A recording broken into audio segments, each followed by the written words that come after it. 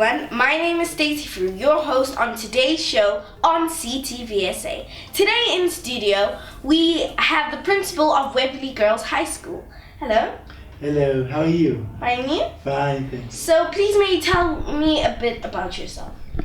My name is Milton Seopa. I come from a province called the Limpopo province, the province of love and peace and wonderful people. I was raised in Polokwane, in Limpopo, and an area called Hamatlala village.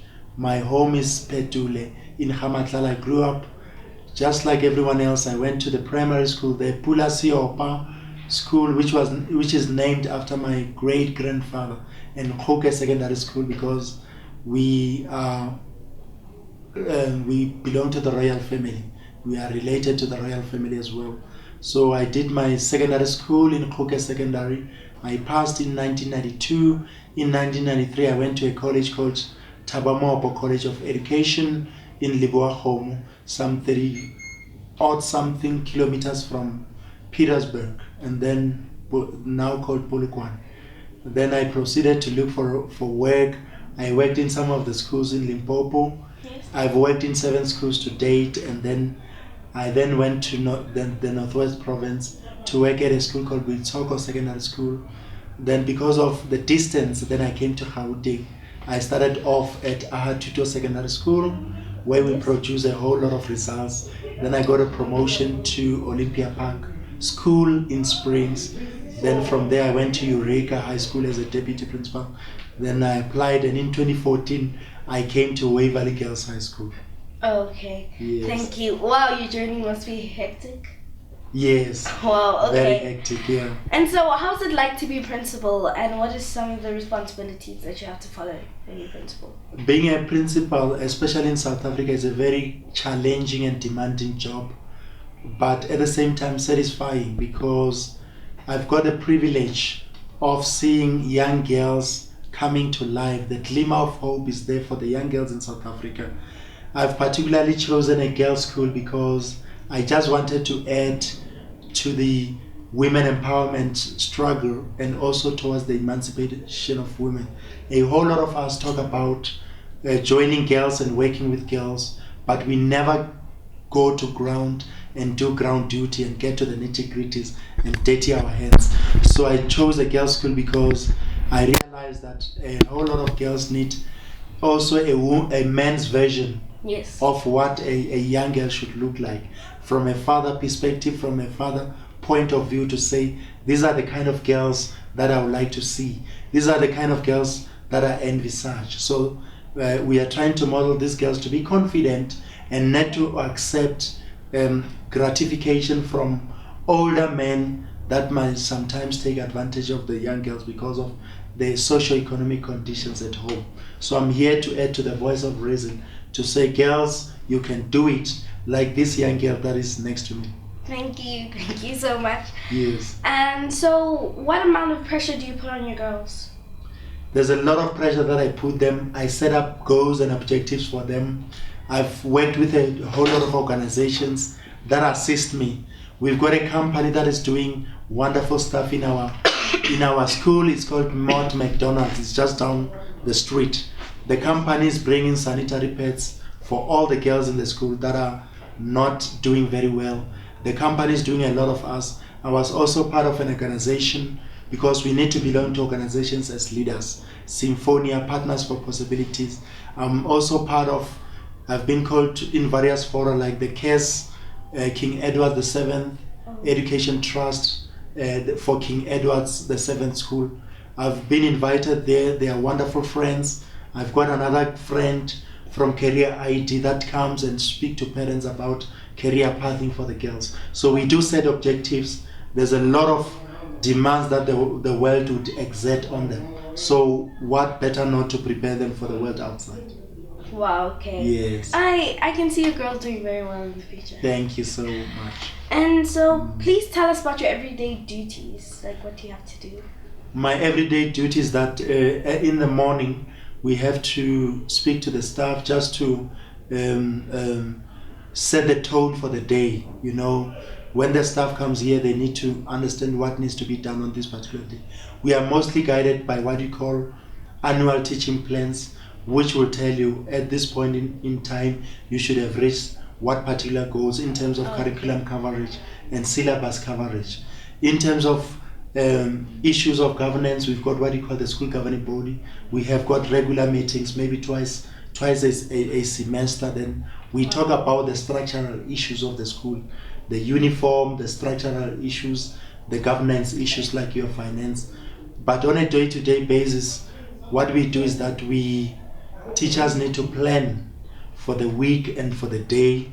They get to planning and they plan for the lesson. What materials do they want? Then we've got a photocopying procedure to feed into the material that teachers are taking into the classroom. So it's a daily teaching activities, and then my role is to see to it that teachers are supported, and then there are no latecomers, and then we'll deal with learners that are coming late. So in the morning it's a morning briefing, and then late coming duty, and then I come to the office for meetings, and then I check my emails and respond accordingly to the correspondence from various people, and then I have meetings with various people that I think maybe at the time they are not doing well, just to encourage and to also put the mission and the vision of the school in the center of our discussion, so that the daily activities would fit into the total outcome and the vision of the school. Okay. Yes. So, what is your future expectations for girls as soon as they graduate from school? We think that they need to be lifelong learners. They need to look to the future, look upwards, and also be goal-oriented. So we got a lot of response from universities such as Rhodes University, Stellenbosch, that also tells us of the wonderful girls that they've got and the dreams that they've got, and sometimes they offer them bursaries. So what we are looking for is lifelong learning towards a particular goal of being professional in the world of work in South Africa, especially because there's a skills shortage in South Africa. There's a dearth of skills, including leadership skills. We don't have the correct morally sound kind of leadership in South Africa. And as a school, as a secondary school, we need to feed on to the workforce. We need to release girls that are goal-orientated, that are leaders in themselves, that will become entrepreneurs, and also sort of release that burst of talent that we've got in our country. Just to realize it and to align it with what we need as a country. Because there's a skills shortage. We invite companies from outside to come and do projects in South Africa when we do have people. And the population of South Africa has grown from 45 million to 56 million. So we are contributing to the workforce now. Okay. Wonderful. Thank you. Thank you. But do you love your job? I love it with all of my heart, because it then gives me an opportunity to change the world by feeding into what education institutions are trying to do. I'm also saying, as Waverley Girls High School, as the principal at Waverley, I'm now trying to, with the experiences that I have, just to show these girls what you need to do. Don't waste time on this particular project. Do this. And at the end of the year, when we get these results, and then we become so happy that we have released once more a group of young people that are focused, that are disciplined, because discipline is one of the problems in young people these days. Thank you. Thank you. How do you handle all the stress about handling school and all the girls and all the grades and the teachers and all that? It's a lot of stress, but there's a glimmer of hope, because within our midst we've got girls that are very good motivators. They can motivate me as well.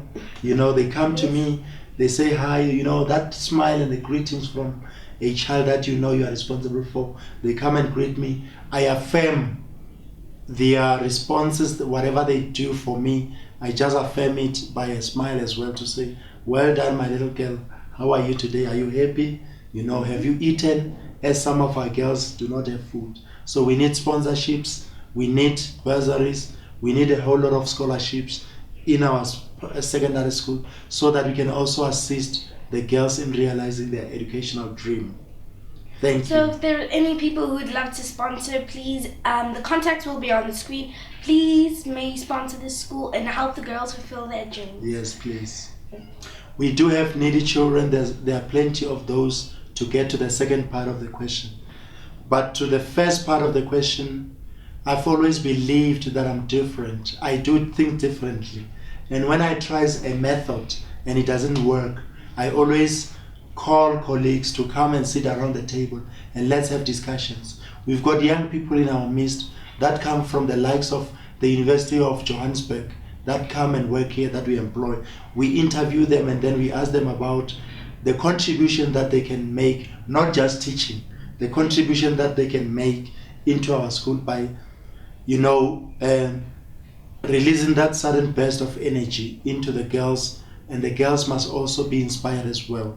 So what we do differently is that we invite motivational speakers. We believe very much in motivational speakers. We also invite other young people like you to come to the school. So I would like you to come back to the school and speak to the young people. That's what I do differently. And we also do motivation by movies. We get movies from you, inspirational movies like Coach Carter, for example. That's what I know because I'm a little bit the age side. Yeah. So we get movies like Coach Carter. There's a movie Friday. Every Friday there's a movie. And then we've got a wellness committee. The wellness committee look into birthdays, and then we go there as a wellness committee to try to motivate and to try to support the families that are bereaved. We believe that all children at Waverley Girls High School are part of us and they are worthy of attention. We give them the attention that they deserve. Those children that forget to write exams, we phone them, we remind children to come and write exams. We collect groceries for the children that are not eating. There's a charity organization and a charity rep in our school. We do charity, we talk to the girls. We also visit as well. We are not a school that is aloof from the communities. Okay. We do what we call charity events where we go to old age homes. We go to prisons so that the girls that are naughty can then be able to see what happens in our prisons, and they therefore refrain from nefarious and criminal activities. Wow. Yes. I like the structure of your school. I think it's Thank you so encouraging. much. Yes. And that's all the time we have for today, guys. But thank you for tuning in. Subscribe to CTVSA, and guys, please keep on watching. I'm here in studio with the principal of Waverley Girls High School. I'm Stacey Fru, and you're watching CTVSA.